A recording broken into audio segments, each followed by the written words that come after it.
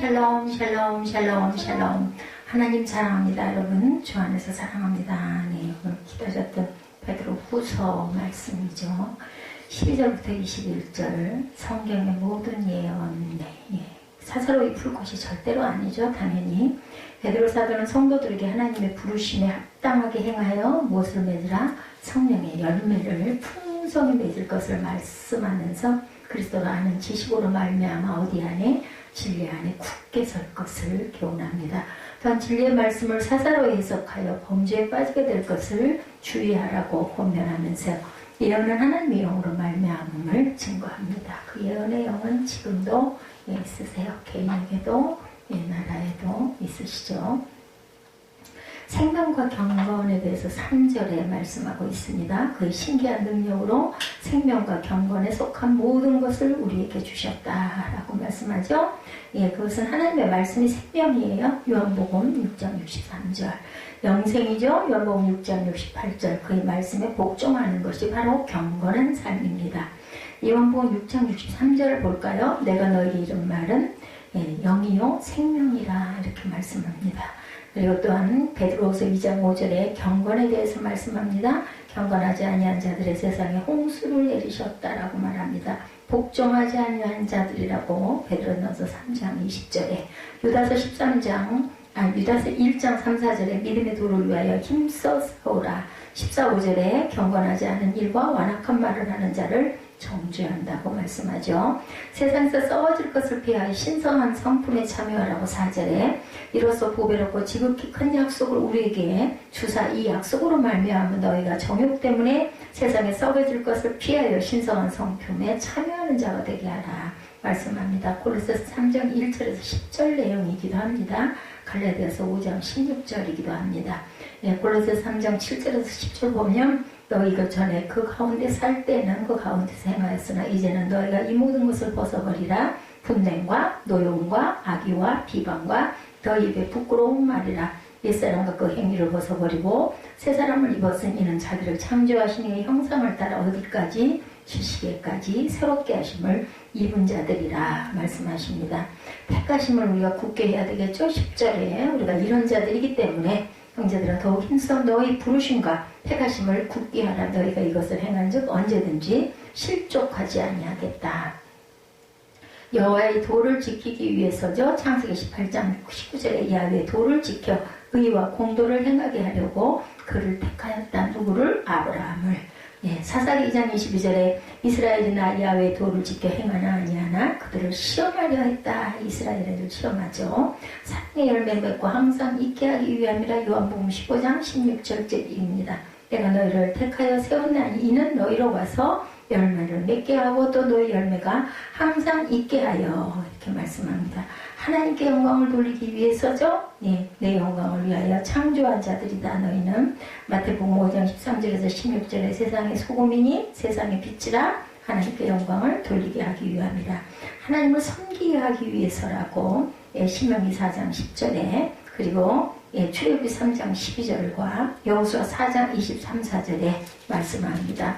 경외하여 전도서 12장 13절 하나님을 경외하고 그의 명령들을 지켜라. 이것이 모든 사람의 본분이다 라고 말씀합니다. 이것을 행한 즉 언제든지 실족하지 아니하리라. 10절이죠. 하나님의 우리를 택하신 목적, 창조의 목적대로 행하는 자는 절대로 실족하지 않습니다. 마태복음 7장 24절에서 27절이죠. 누구든지 나의 말을 듣고 행하는 자는 비가 내리고 창수가 나고 바람이 불어 그 집이 부딪히되 무너지지 아니하나니 이는 주추를 어디 위에? 반석 위에 놓았다. 베드로전서 2장 8절입니다. 그들이 말씀을 순종하지 아니함으로 어떻게 됐어요? 넘어졌다라고 얘기합니다. 베드로는 자신을 그리스도의 종과 사도로 소개하죠. 사도는 보냄을 받은 자라는 문자적인 뜻을 가지고 있는 말로 특별한 사명을 맡아 파송된 자를 말합니다. 베드로 사도 그리고 또 바울 사도. 그렇죠. 베드로는 본 서신의 수신자들을 하나님과 구주 예수 그리스도의 의를 힘입어 믿음을 받은 자들이다 이렇게 묘사합니다. 본문에서 베드로가 인사를 하죠. 1절 보면 예수 그리스도의 종이며 사도인 시몬 베드로는 우리 하나님과 구주 예수 그리스도의 의를 힘입어 동일하게 보배로운 믿음을 우리와 함께 받은 자들에게 편지한다. 동일하게 믿음 받은 자들에게 편지합니다. 2절에 하나님과 우리 주 예수를 알므로 은혜와 평강이 너희에게 더욱 많을지어다. 하나님과 예수 그리스도를 아는 것은 우리에게 은혜와 평강이 넘치는 은혜를 주시죠. 성도들은 자신의 공로에 의해서가 아니고 예수 그리스도의 의로 구원함을 받은 것은 인간이 하나님을 택한 것이 아니라 하나님이 우리를 죄인들을 택하셨다는 사실에 근거합니다. 하나님께서는 창세전에 구원할 자들을 택하시고 예수 그리스도로 말미암아 믿음으로 구원에 이르도록 택한 자들에게 무엇을 선물로? 그 믿음을 선물로 주셨어요. 선물의 열매는 구원이죠. 베드로는 이러한 성도들에게 하나님과 주 예수를 알므로 인한 은혜와 평강이 있어라 라고 축원합니다. 여기서의 알았다는 것은 전인격적이고 영적인 교제를 의미하죠. 예루살렘 교회의 지도자에 대해서 사도행전 15장 7절입니다. 많은 변론이 있은 후에 베드로가 일어나 말하되 형제들아 너희도 알거니와 하나님이 이방인들로 내 입에서 복음의 말씀을 들어 믿게 하시려고 오래전부터 너희 가운데 나를 택하시고 또 마음을 아시는 하나님의 우리에게와 같이 그들에게도 성령을 주어 증언하시고 믿음으로 그들의 마음을 깨끗이 하사 그들이나 우리나 차별하지 아니하셨다. 이방인이나 헬라인이나 야만인이나 다 차별하지 않으시고 하나님께서 우리 모두에게 성령을 주셨죠. 지극히 풍성한 은혜라. 에베소서 2장 7절에 이는 그리스도 예수 안에서 우리에게 자비하심으로 그 은혜의 지극히 풍성함을 오는 여러 세대에 나타내려 하심이라 이렇게 증언합니다. 신의 성품에 참여하는 성도들이죠. 4절에서 7절에 보면 이로써 그 보배롭고 지극히 큰 약속을 우리에게 주사 이 약속으로 말미암아 너희가 정욕 때문에 세상에서 썩어질 것을 피하여 신성한 성품에 참여하는 자가 되게 하려 하셨느니라. 신성한 성품, 신의 성품이죠. 그러므로 너희가 더욱 힘써 너희 믿음의 덕을 덕의 지식을 지식의 절제를 절제의 인내를 인내의 경건을 경건의 형제 우애를 형제 우애의 사랑을 더하라. 이런 것이 너에게 있어 흡족한 즉 너희로 우리 주 예수 그리스도를 알기에 게으르지 않고 열매 없는 자가 되지 않게 하려니와 이런 것이 없는 자는 맹인이라 멀리 보지 못하고 그의 옛 죄가 깨끗하게 된 것을 잊어버리게 된다라고 말씀을 합니다. 베드로는 성도들에게 하나님의 선물인 믿음을 전제로 해서 신앙의 진보를 위한 여러 가지 덕목들을 더해야 된다. 그 덕목은 제가 읽은 것처럼 5절 6절이죠. 덕과 지식과 절제와 인내와 경건과 형제 우애와 사랑이다. 모든 덕목인 사랑을 목적하였던 것입니다. 성도들의 사랑의 실천은 크게 두 가지로 나누어 볼 수 있네. 구원받지 못한 자들의 영혼에 대한 사랑, 이 땅에서 육신적인 삶의 문제를 돌봐주는 사랑입니다. 영혼을 사랑하고 세상에서의 모든 문제들을 돌보시는 사랑. 그래서 성도들의 그리스도의 사랑을 실천하는 방안은 전도에서 영혼을 구원하는 일과 물질과 몸으로 봉사해서 다른 사람의 필요를 채워주는 일이 되는 것이다. 우리의 봉사의 직임은 영혼 사랑 그리고 가진 자 갖지 못한 자에게 물질을 좀 채워주는 필요를 채워주는 섬김의 사랑이죠. 거룩하게 하심에 참여하죠. 히브리서 12장 10절입니다. 그들은 잠시 자기의 뜻대로 우리를 징계하였거니와 오직 하나님은 우리 유익을 위하여 그의 거룩하심에 참여하게 하신다. 새롭게 하심을 받았어요. 골로새서 3장 10절이죠. 새 사람을 입었은 이는 자기를 창조하신 이의 형상을 따라 어디까지? 지식에까지 새롭게 하심을 입은 자들입니다. 그리스도를 아는 일과 열매 맺는 삶을 살아라. 8절에서 12절이죠. 이런 것이 너희에게 있어 흡족한 즉 너희로 우리 주 예수 그리스도를 알기에 게으르지 않고 열매 없는 자가 되지 않게 하려니와 이런 것이 없는 자는 맹인이라 멀리 보지 못하고 그의 옛죄가 깨끗하게 된 것을 잊어버린다. 그러므로 형제들아 더욱 힘써 너희 부르심과 택하심을 굳게 하라. 너희가 그것을 행한 즉 언제든지 실족하지 아니하리라. 이같이 하면 우리 주 곧 구주 예수 그리스도의 영원한 나라에 들어감을 넉넉하게 너희에게 주시라. 약속하십니다. 그렇죠? 주님께서는 성도들이 자신을 아는데 열심을 내어서 영적으로 더 풍성한 삶을 살아가기를 이렇게 원하십니다. 그런 자들에게는 이런 귀한 열매를 주시겠다라고 약속하시죠. 영원한 나라에 들어감을 너에게 넉넉하게 주시리라. 영생을 확실하게 보장한다. 성도들이 열매 없는 자가 되지 않기를 원한다 말씀합니다. 베드로 사도는 그리스도를 사랑하고 믿음 가운데 뿌리를 내린 가지들은 포도나무 가지가 나무에 붙어있을 때 포도 열매를 많이 맺듯이 신앙의 열매를 맺게 되죠. 만일 신앙의 열매가 맺어지지 않으면 그는 그리스도와 상관이 없는 자입니다. 그래서 야고보 사도는 행함의 열매가 나타나지 않는 믿음, 무슨 믿음? 죽은 믿음이다 라고 말하죠. 그러므로 성도들은 그리스도와의 깊은 교제를 통하여 신앙의 열매가 풍성하게 맺히도록 항상 힘써야 되겠다. 주 안에서 행하여야 합니다. 데살로니가전서 4장 1절. 그러므로 형제들아 우리가 끝으로 주 예수 안에서 너에게 구하고 권면하노니 너희가 마땅히 어떻게 행하며 하나님을 기쁘시게 할 수 있는지를 우리에게 배웠으니 곧 너희가 행하는 바라 더욱 많이 힘쓰라. 배웠으니 어떻게 해야 되겠어요? 우리가 행하고 나가야 되겠죠. 그래서 이웃에게 보여야 되고 이웃을 변화시켜야 할 사명이 있습니다. 우리에게는 사랑함이 풍성해진다. 데살로니가후서 1장 3절입니다. 형제들아 우리가 너희를 위하여 항상 하나님께 감사할지니 이것이 당연하면 너희의 믿음이 더욱 자라고 너희가 다 각기 서로 사랑이 풍성하다라고 증거합니다. 부르심과 택하심을 우리가 굳게 지켜나가야 되겠다. 10절에 형제들아 더욱 힘써 너희 부르심과 택하심을 굳게 하라. 너희가 이것을 행한 적 언제든지 실족하지 아니하리라고 약속을 합니다.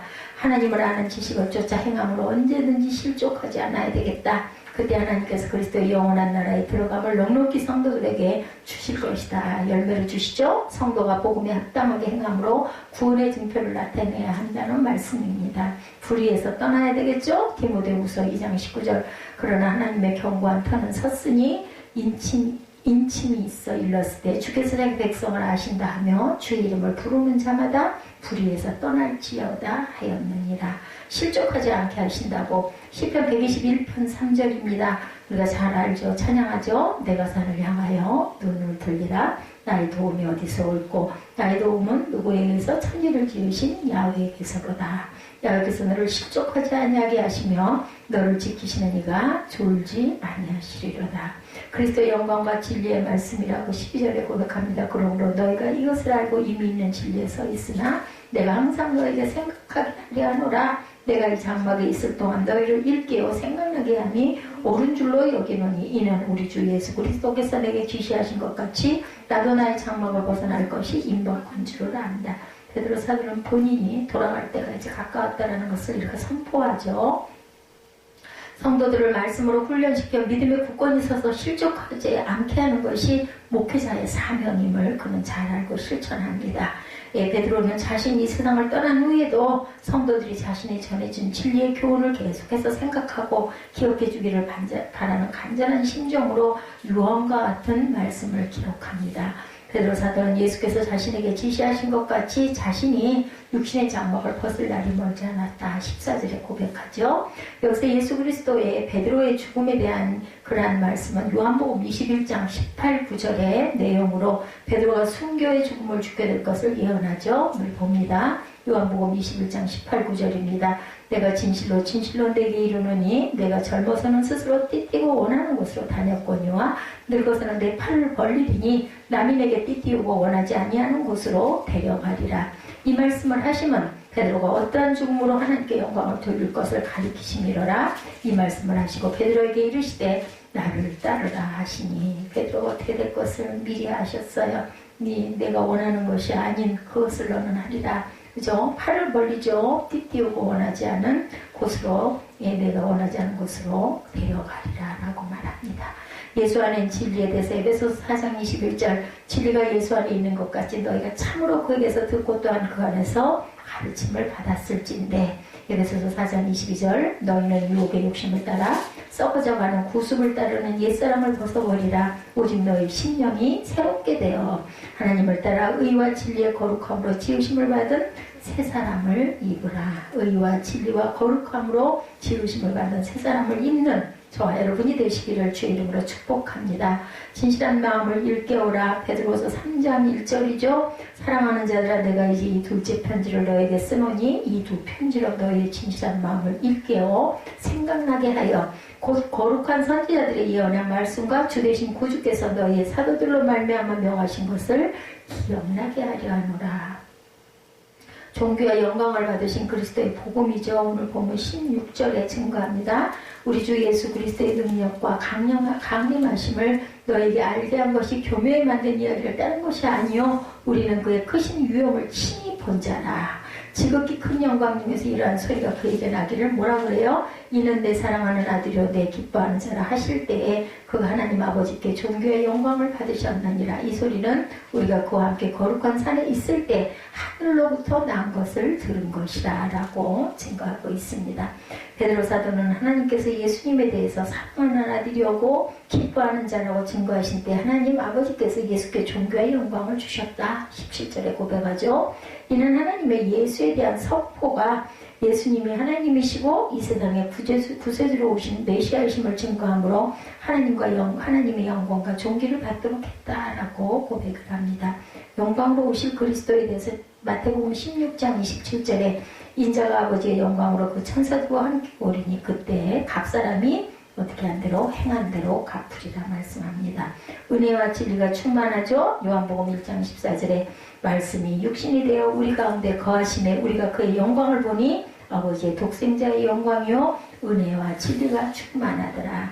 주의해야 할 예언의 해석에 대해서 오늘 마지막 19절, 20절, 21절에 증거합니다. 베드로는 자신들이 증거한 말씀이 하나님으로부터 말미암은 진리의 예언이므로 사사롭게 풀어서는 안 된다. 20절에 강조했죠. 예언은 사람 뜻으로 낸 것이 아니고 오직 성령의 감동하심을 입은 사람들에게 하나님께 받아 말한 것이므로 예언을 해석하기 위해서는 성령의 역사가 반드시 필요하다. 이는 성도가 하나님의 말씀을 함부로 해석함으로 진리를 왜곡해서 진리에서 떠나 멸망받게 될 것을 경계하시는 말씀입니다. 하나님의 말씀은 구원과 직결된 말씀이기 때문에 잘못 해석되어질 경우에는 예언의 치명적인 결과를 가져올 수 있기 때문에 언제나 하나님의 말씀을 해석함에 있어서 성령의 조명이 분명히 필요하다. 그래서 우리가 그것이 염려가 되기 때문에 항상 주석, 믿을 만한 주석을 근거하죠. 베드로가 성도들에게 이와 같은 경계를 준 것은 거짓 교사들과 이단들이 하나님의 말씀을 자신들의 뜻으로 해석해서 진리를 왜곡시켜서 교회를 어지럽혔기 때문입니다. 이단 사설이 갈수록 마지막 때가 돼갈수록 더 많이 나오기 때문에 우리는 주님의 말씀만을 믿고 가야 되겠죠. 신령한 일은 신령한 것을 분별하죠. 고린도전서 2장 13절입니다. 우리가 이것을 말하거니와 사람의 지혜가 가르친 말로 아니하고 오직 성령께서 가르치신 것으로 하니 영적인 일은 영적인 것으로 분별하느니라.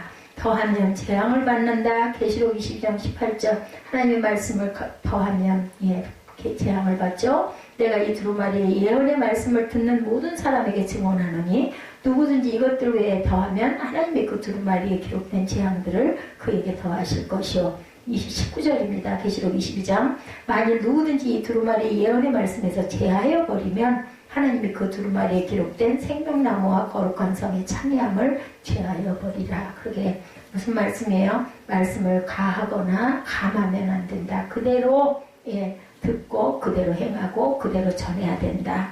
성도는 그리스도 안에서 은혜로 부르심을 받은 자로 그리스도의 본을 따라 사랑의 열매를 풍성히 맺는 삶을 살아가라는 말씀이에요. 오늘 베드로서 1장은 이를 위해서 하나님의 진리의 말씀을 굳게 지키고 성령의 조명 가운데 진리를 바로 알고 행함으로 하나님의 구원의 복을 누려야 되겠다. 뭐라고 하세요? 너희들에게 영원한 나라에 들어감을 넉넉히 너에게 주시리라고 약속을 하시죠. 오늘 11절에 보면 정확하게 약속하십니다. 무지는 큰 화물입니다. 어느 날 성직자들이 오토바이를 타고 신나게 달리다가 그만 과속에 붙잡혔어요. 경찰이 성직자들인 것을 알고 말합니다. 아실 만한 분들이 왜 그렇게 과속을 하셨습니까? 그렇게 달리다 사고 나면 어쩌시려고요? 한번 봐드릴 테니 앞으로 조심하세요. 그때 한 성직자가 가만히 있었으면요 얼마나 좋았겠어요? 우리는 괜찮아요. 예수님이 같이 타고 계시니까요. 이렇게 대답을 했어요. 그러자 경찰이 예수님이 타셨다고요? 세 분이 타면 불법입니다. 그러면서 딱지를 뗐다는 유머가 있습니다. 목회자들도 가끔 이렇게 신호를 좀 안 지키거나 끼어들기를 하거나 이럴 때가 있어요. 상처와 스트레스를 속도감을 통해 또한 푸는 과속을 하는 사람들도 있다고 합니다. 그것은 인간의 연약함으로 이해해 줄 수는 있어도 단속되었을 때 이런 말을 해서는 안 되겠죠. 하나님의 영광을 가리고 그냥 하나의 유머이지 실제 이런 분들은 아마 안 계실 거예요. 그때는 오히려 신분을 감추며 다음에는 조심하겠습니다. 죄송합니다. 좀 봐주십시오. 이렇게 얘기를 해야 되겠죠. 봐달라는 역할을 한다고 뭐 봐주시지도 않겠지만, 예, 하나님이 주신 직분과 능력과 축복과 이름을 우리가 항상 소중히 여기고 사용할 줄 알아야 되겠다. 하나님이 주신 축복을 남용하면 그것은 축복의 도구가 아닌 무슨 도구? 근심의 도구가 됩니다. 하나님이 주신 축복과 능력을 하나님의 영광을 위해 사용할 때 하나님은 더욱 큰 축복으로 저와 여러분과 함께 하시죠. 예, 성도들의 가장 큰 문제들이 요즘에 있는데, 하나님의 이름을 남용하고 자기 왕국을 쌓는 사람에게 자신의 소중한 영혼을 파는 것, 무지와 무분별의 큰 허물. 누가 그래요? 이단들이 이런 짓들을 많이 하죠. 또 그걸 또 따라 붙는 사람들도 엄청 많고, 또 문제는 굉장한 세력과 돈을 갖고 있다는 게 또 문제더라고요. 한국 사람은 아시아에서 제일 평균 키가 크다고 합니다. 지난 몇십 년간 잘 먹은 결과라고 그래요. 반면에 북한은 아시아에서 평균 키가 가장 작다고 합니다. 같은 민족인데 몇십 년 만에 이렇게 다른 종족처럼 변했어요. 신격화된 김씨 일가가 초고압판으로 잘 먹고 잘 살면서 수많은 주민들이 굶주리게 되다 보니까 지금과 같이 굉장한 그 격차가 나는 신장에서도 이런 차이가 나는 민족, 다른 종족처럼 돼버렸다. 문제는 그런 현실도 모르고 아직도 그들을 신처럼 추앙하는 북한 주민이 많다는 거죠. 외부인들이 보기에 굉장히 어리석게 보입니다. 어떻게 김일성이 신일 수 있냐고요. 그죠? 이단 신자도 똑같습니다. 그들은 자기 교주가 최고인 줄 알고 신격화합니다. 뭐 아버지, 뭐 안산홍 아버지, 안산홍 어머니, 하나님 아버지, 하나님 어머니래요. 이렇게 말합니다. 어떻게 이걸 그렇게 믿었을까 싶습니다. 외부인들은 교주가 자신을 신격화하고 각종 사술과 언술로 수많은 영혼을 농락하는 것을 뻔히 보면서도 그들 내부에서는 교주를 메시아처럼 여기고 자신들이 구원받을 14만 4천 명의 선택된 존재라고들 믿는다고 합니다. 그래서 그 단체에 속한 성도들이 모든 것을 바치고 고생할 때 그 사이에 이단 교주와 그 가족들과 측근들은 뒤에서 호흡한 생활을 한대.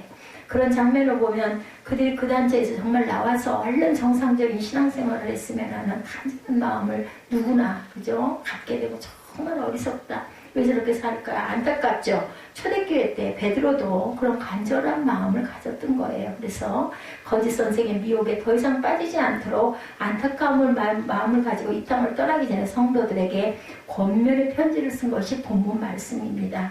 베드로에게는 4가지 소원이 있었죠.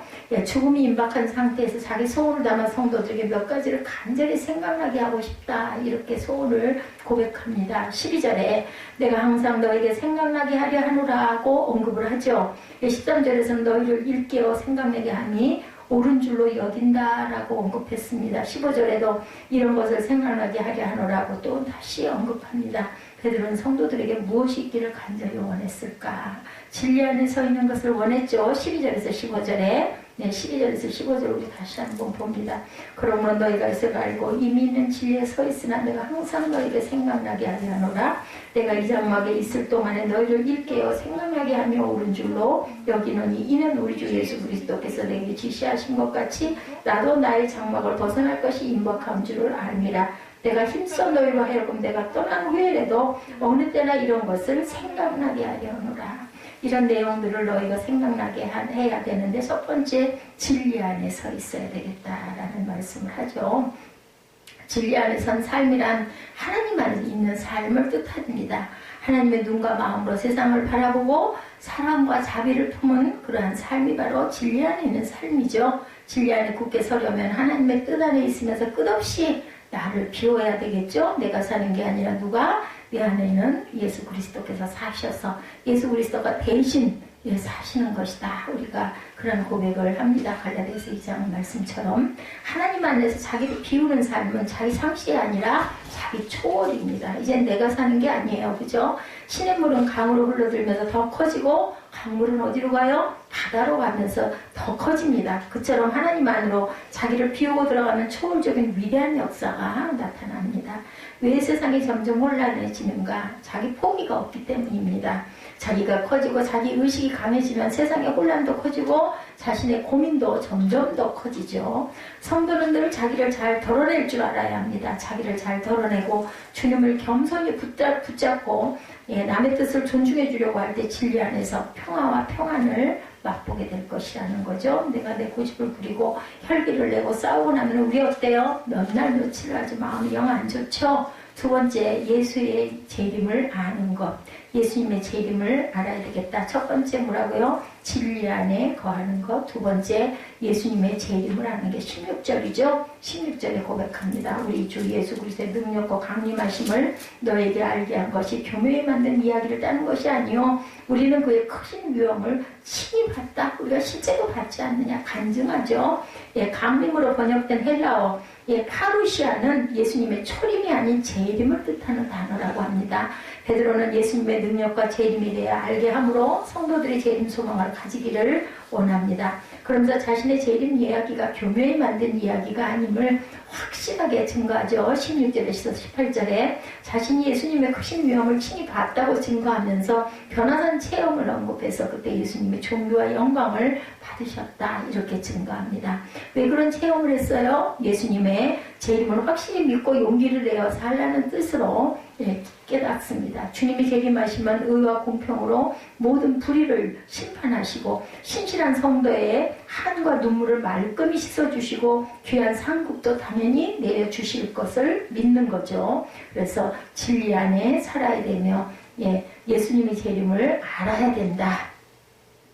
그리고 뚜렷한 재림 소망을 우리가 가져야 되겠죠. 재림 소망은 당시 핍박과 고난 중에 있던 성도들에게 삶의 용기를 불러일으키는 원천이었습니다. 베드로는 당시 성도들이 재림에 대한 소망을 뚜렷하게 가지기를 저 역시도 마찬가지입니다. 하늘나라 천국이 있다는 걸 믿기 때문에 뭐 두려움 없습니다. 살아도 주를 위해 죽어도 주님께서 나를 품어주실 걸 믿는 거죠. 도적같이 예고 없이 뭐가 와요? 우리에게 죽음이 찾아옵니다. 베드로서 3장 10절, 데살로니가 5장 2절에 증거하죠. 매일 주님의 재림이 가까웠다는 자세를 가지고 자신의 삶을 통해 하나님의 뜻을 이루어 되겠죠. 3장 10절 잠깐 볼까요? 뒷장이니까. 그러나 주의 날이 어떻게 도적같이 오리니 그날에는 하늘이 큰 소리를 떠나가고 물질이 뜨거운 물에 풀어지고 땅과 그 중에 있는 모든 일이 드러나리로다. 개인에게는 이게 이제 우리의 그 영생이 없는 죽음 이럴 때 그저 도적같이 우리에게 죽음이 찾아오는 것. 그리고 지구의 종말은 천재지변이 아닐까 이런 마음이 듭니다. 제게는 또한 성도들끼리 가족처럼 서로 위로하고 격려하면서 살라고 가족이라고 해서 뭘 얻기를 바라지 말고 얻을 생각을 하지 말고 줄 생각을 많이 할 줄 알아야 되겠다. 그렇게 줄 생각을 하면서 살면 오히려 보람과 보상이 넘치게 주어지죠. 그리고 세 번째로 성경을 주위에서 볼 줄 알아야 된다. 보는 눈이 있어야 되겠죠. 성경을 잘 읽고 깨달을 줄 알아야 돼. 성경을 온전하게 바라볼 줄 알아야 온전히 알아야 되죠. 15절에 보면 우리에게 더 확실한 예언이 있어 어두운 데로 비치는 등불과 같으니 날이 새어 샛별이 너희 마음에 떠오르기까지 너희가 이것을 주의하는 것이 옳으니라 말씀합니다. 더 확실한 예언은 구약성경의 메시아 예언을 뜻하고 크게 보면 구약성경 전체를 뜻하죠. 그것에 답이 어디 있다고 신약에 지금 베드로후서 1장 말씀에 나타나 있습니다. 샛별은 누구를 뜻해요? 예수 그리스도이시죠. 성경 말씀을 어둠을 비추는 등불처럼 여기고 예수님의 재림 때까지 성경을 항상 주위에서 바라볼 줄 알아야 되겠다. 베드로는 성경을 주위에 보라고 당부한 그 이유는 당시 거짓 선지자들이 많아서 미혹이 심했기 때문입니다. 거짓에 미혹되지 않으려면 무엇보다 말씀을 굳게 붙잡아야 되고 옳게 해석할 줄 알아야 된다. 위대한 믿음의 선진들이 어떻게 고난을 이겨낼 수 있었는지를 우리가 잘 알아야 됩니다. 무엇을 통해서? 성경을 통해서. 성경의 약속들의 말씀을 굳게 믿고 가야 되겠죠? 성경은 하나님의 말씀이고 약속의 문서죠. 그 약속 문서를 붙잡고 사는 것이 축복받는 가장 첫 번째 비결입니다. 어떤 성도는 성경을 머리맡에 놓고 자면 잠자기가 편해진다면 나쁘지 않아요. 그죠? 좋죠. 근데 읽지는 않고 계속 그렇게 하는 거는 뭐예요? 무슨 부적 같은 그런 모습이 되고 변질이 될 수도 있기 때문에 머리맡에 놓고 소중하게 여기면 항상 계속 봐야 되겠죠? 요즘에는 휴대폰에 너무나 잘 그 말씀이 나와 있기 때문에 성경을 점점 더 멀리하게 됩니다. 그런데 정말 읽을 줄 알아야 됩니다. 진짜 중요한 때들은 성경 말씀을 하나님의 말씀으로 믿고 순종하고 행하고 나가야 되는 데까지 가야 되겠죠. 어렵고 힘든 일이 있어도 성경의 약속을 믿고 자신이 하나님의 약속된 자녀임을 믿고 나가면 어떤 문제도 극복하고 이렇게 승리하는 인생이 될 수 있기 때문이죠. 네 번째로 절대로 어떻게 자기 마음대로 해석하지 말아야 되겠다. 사사로이 풀지 말아야 되겠다. 자기 마음대로 해석하지 말자. 베드로는 성경 및 성경의 모든 예언을 사사로이 풀면 안 된다고 21절, 22절에 강하게 증거하고 있죠. 예언은 언제든지 사람으로 뜻으로 낸 것이 아니오 오직 성령의 감동하심을 받은 사람들이 하나님께 받아 말한 것이기 때문에 사사로이 절대로 풀어서는 안 된다. 20절, 21절이죠.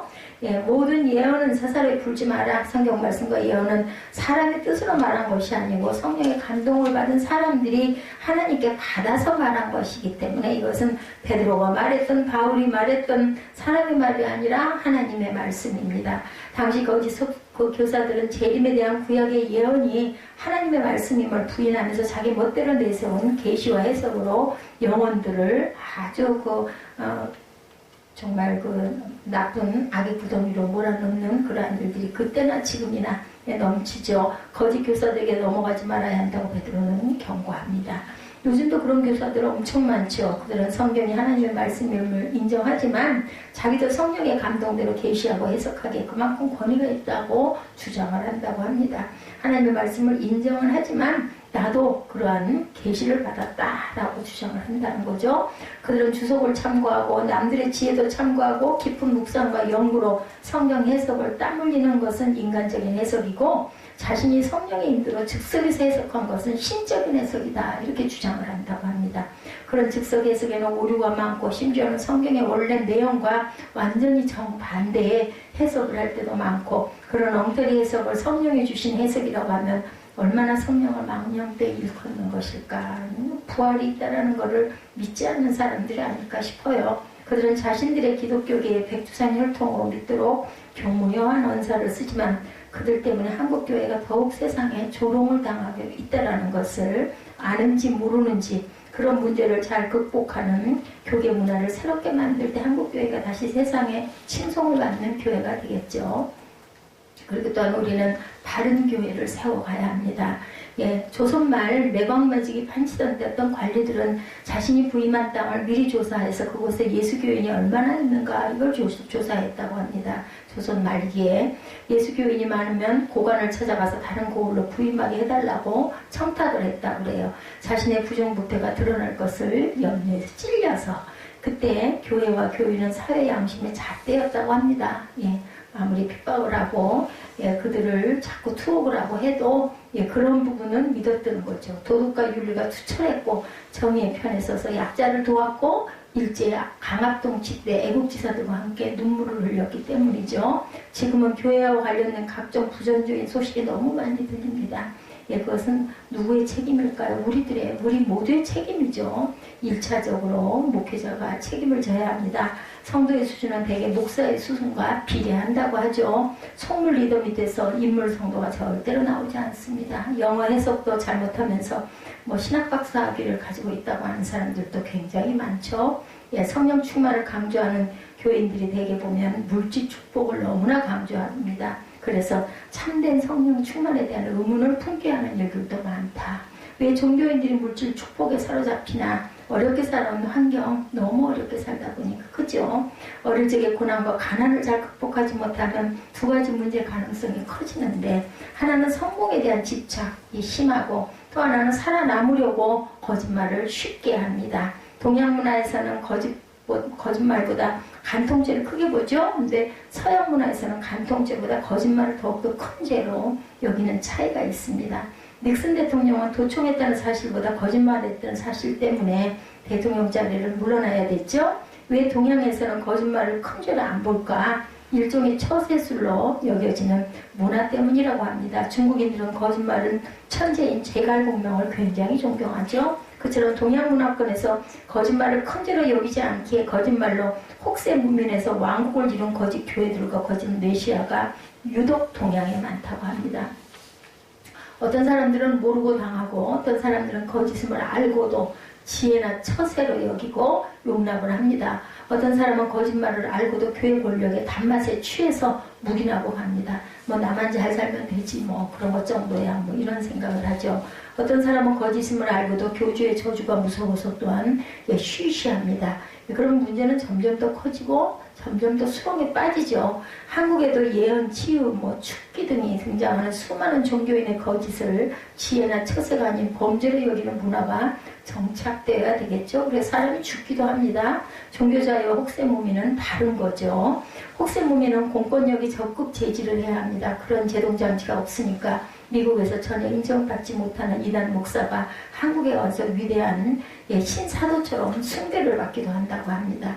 그렇게 한국인들이 매번 당하니까 거짓 신사도들은 한국을 최대의 영혼 사냥 놀이터로 삼고 있다고 그러죠. 영어로 설계하면 왠지 신령하게 보는 무지는 더 이상 없어야 되고 더 이상 묵인되어서도 안 됩니다. 근데 영어로 설계하면은 은혜가 되면 너무나 그죠? 감사하고 기쁜 거죠. 온전히 말씀만 잘 전하면. 근데 영어로 설계하는 자체가 대단해서는 안 되는 거죠. 미국에서는 카운슬링도 면허가 없으면 지금도 우리나라도 그렇습니다. 그래서 그 상담학 그런 부분들의 학위들을 받죠. 근데 문제는 그런 것들을 그냥 몇 시간 강의 듣고는 그냥 돈 받고 떼주는 게 그게 문제입니다. 믿음으로 우리가 항상 약을 끊어라 40일 금식하면 낫는다 그래가지고 결국은 죽습니다. 죽어서 소송을 당하면 감옥에 가죠. 결국 거짓 메시아의 등장이나 거짓말로 인한 혹세무민이 힘든 사회 구조가 됐습니다. 반면에 한국에서는 종교인들은 서슴없이 그런 유사한 상담을 해주죠. 나중에 그 말이 틀렸다고 판명이 나고 죽어도 좋은 의도로 그런 말을 한 것으로 여기고 대개는 눈 감고 넘어간다고 그러죠. 그래서 자칭 신령한 종교인들의 무책임한 혹세무민의 말이 끊어지지가 않고 이어져 가고 있습니다. 이거 굉장히 조심해야 될 부분이에요. 말씀 속에서 은혜와 그 진리를 발견하지 않고 자기 나름대로 해석하고 축기를 해주고 이런 거 조심해야 됩니다. 좋은 교회 문화는 계승해야 하고 거짓을 쉽게 눈 감아주는 교회 문화는 젖어들지 말아야 되겠죠. 인지 아닌지는 모르지만 우리 학교 동기 선배 아내 목사 교회 무슨 교회죠? 그 교회도 그렇게 축기 이런 것들이 보인대요. 그런 사탄이 보여가지고 그런 걸 많이 하다 보니까 신령하게 여겨서 막 몰려드는 경우가 있어 성도들이 많아지죠. 지금 어떤지 모르겠습니다. 자기가 당한 피해는 참는다고 해도 다른 많은 사람에게 피해를 입히는 것은 용감하게 소송을 해서라도 그 거짓된 것들은 마와가 갈 줄 알아야 되겠다. 그리고 자신부터 내가 먼저 온전하게 설 줄 알아야 되겠죠.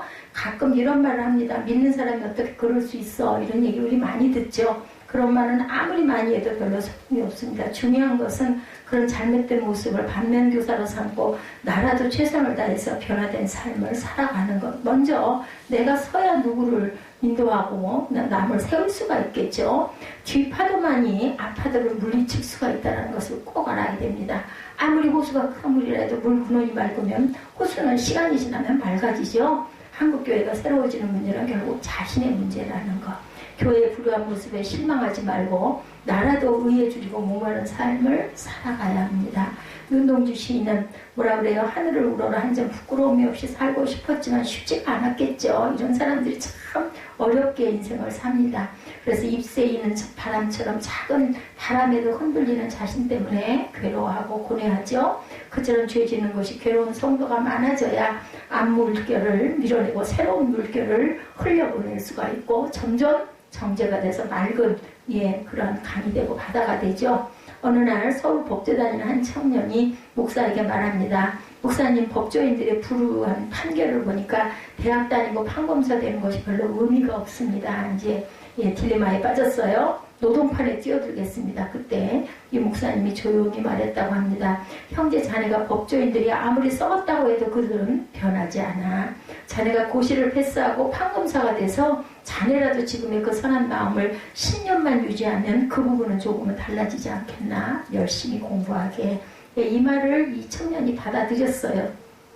그래서 열심히 공부해서 4학년 때 고시에 패스를 했다고 합니다. 그리고 검사로 임관한 후에 한 단체에서 밤에 고아들을 가르치는 야학 선생을 꾸준히 했다고 그래요.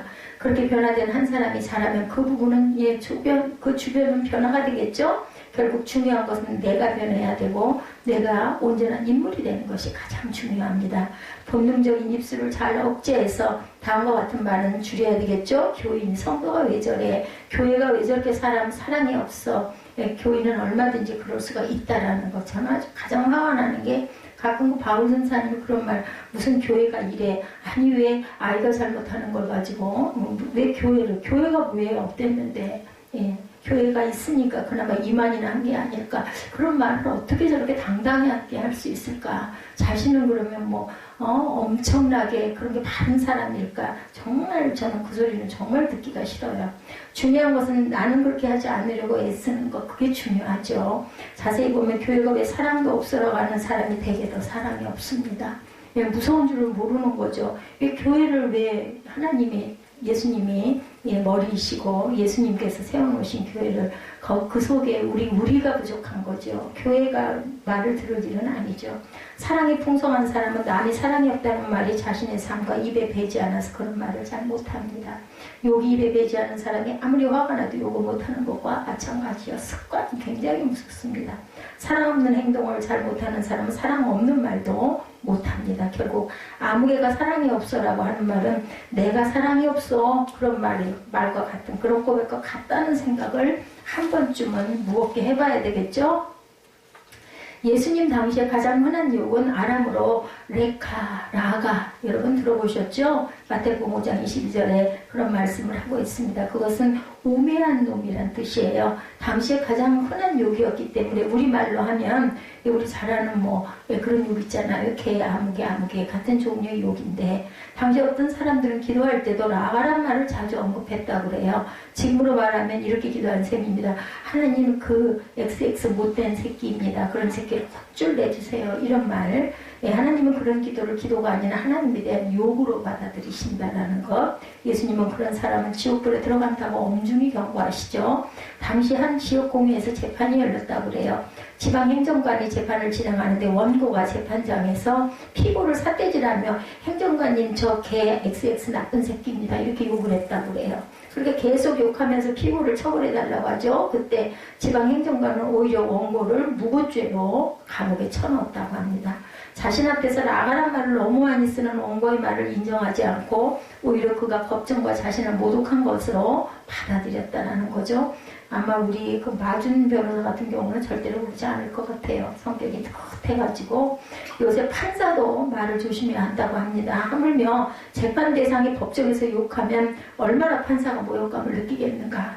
하나님이 얼마나 기가 막히게 하실까. 형제를 사랑하라고 했는데 근데 사랑할 수 있는 사람을 사랑하는 건 누구나 한다고 분명히 말씀하셨죠. 그렇기 때문에 그 사람 자체는 우리가 미워야 되는데 참 안 돼요. 그러면 그 사람도 밉지만 이렇게 되더라고요. 기도하다 보니까 불쌍하다. 못 깨달아서 그렇다. 내가 참 아프고 상처를 받았었는데 기도하다 보니까 그 마음이 없어지고 안쓰러운 마음이 들더라는 거죠. 중요합니다. 그래서 우리 입술의 고백이 굉장히 중요합니다. 하나님의 보좌 앞에서 욕하는 사람의 정의는 정의로 인정받기 힘들듯이 사랑 없는 사람이 하는 사랑이 없다는 말은 공허한 외침이 됩니다. 그러니까 왜 저래 교회가 왜 저래면 그럼 본인은 얼마나 교회에 충성을 하고 하나님이 보시기에 인정받는 사람인가 이걸 한번 좀 생각한다면 그런 말을 입술로 낼 수가 없죠. 어떤 사람의 입에서 나온 아무개가 인격이 안 됐어라는 말은 내가 인격이 안 됐어라는 말과 동의하다. 그래서 손가락질하면 나머지 세 개가 나를 가리킨다고 그러죠. 남의 못된 것이 보이면 그것을 자신의 거울로 삼을 줄 알아야 된다. 중요한 건 나는 저런 모습이 혹시 아닐까? 나는 저랬던 적이 혹시 없었을까? 이걸 좀 생각하고 돌아볼 줄 알아야 되고 깊은 생각, 감동. 제가 주일날 그 얘기했죠. 요즘 청년들이 가장 원하는 거 감동을 원한다. 내가 인격이 안 됐어라는 그런 생각을 한번 돌아볼 줄 알고 성찰해보면 남을 비판하는 문제도 내 안에 들어있다는 것을 깨닫게 되죠. 남의 못된 것이 보이면 얼른 내 모습부터 살피고 거기서 자기 모습을 발견한 후에 기도해야 되겠죠. 그 사람을 위해서 기도하고 또한 제가 이걸 볼 수 있고 알 수 있고 깨닫게 해주신 하나님 감사합니다. 해야 됩니다. 제가 그런 전철을 밟지 않게 해주옵소서. 지켜주시옵소서. 전신갑주를 입게 해주시옵소서. 이렇게 기도해야 되겠죠. 아픈 말을 들으면 내가 뭔데 그런 말을 해라고 하지 말고 무릎 꿇고 하나님 제 부족 때문에 그런 말이 나왔겠죠. 그것도 한번 무릎을 꿇기까지는 아니지만 물론 순간 화가 나니까 욱하지만 차분히 생각해보면 내 안에 혹시 그런 모습은 없었나 돌아볼 줄 알아야 되겠죠. 그렇게 기도하는 사람은 약자나 실패자는 될 수 있어도 위선자는 되지 않습니다. 아픔이 있을 때 그 아픔을 회개의 기회로 삼으면 환경을 통해서 자신을 살피고 자신을 세우려는 사람이 세상을 변화시키게 되는 복된 성도가 된다는, 한 번에 되지 않아요. 절대로. 은혜를 받아도 은혜 받고 나서 우리 시간이 흐르면 흐려지죠. 그랬을 때 우리가 자꾸 예배드림으로 인해서 하나님의 은혜를 다시 한번, 중요한 거는 그런 우리가 그런 것을 겪고 나면은 그거는 알게 되죠. 하나님이 분명히 성령님이 우리에게 임하시고 우리를 깨닫게 하시는 부분이 분명히 있었어. 이게 있게 되기 때문에 완전히 돌아서질 못합니다. 받은 은혜가 있으면 그게 중요하죠. 정죄 대신 자기 성찰의 기도를 하며 자기 변화부터 꾀하는 우리들이 돼야 되겠습니다. 그러면 자신의 맑은 물로 한국교회는 조금씩 그런 사람들이 많아질수록 조금씩 그 탐유가 그저 맑은 물로 정화가 되겠죠. 베드로는 성도들이 그런 정화장치의 역할을 잘 감당하기를 원해서 베드로서 1장을 이런 내용으로 마무리를 하죠. 베드로의 그 소원처럼 하나님의 뜻을 따라 우리가 하나님의 보시기에 아름다운 그런 모습이 되는 저와 여러분들, 나의 변화를 통해서 우리 교회의 변화를 통해서 사회의 거룩한 정화장치 역할을 감당할 줄 아는 하나님의 귀한 교회들이 되시기를 주님의 이름으로 축복합니다.